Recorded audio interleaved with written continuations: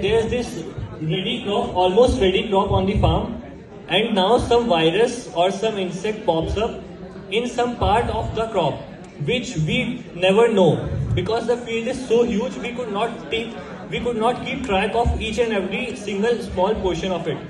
So when a virus in the plant crop spreads, it spreads so rapidly that when it eats your crop, then you know it, and then by the time you could not do anything.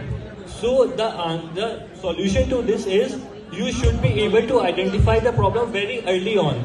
Like the problem erupted in some part of your farm, you should tackle the problem, identify it by that before it like evolves into some bigger problem. So my idea to this is we could develop some drone technology which is AI powered. So we could not afford to send our medical specialists, our doctors to roam in the whole field and check for each and every single small plant whether it is having some disease or not.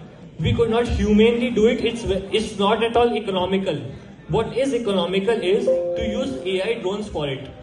We could train very huge AI models on huge data sets, and those AI models, with the help of powerful sensor drones, would roam on the crop, on the whole field, and would like check through image censoring and data analysis.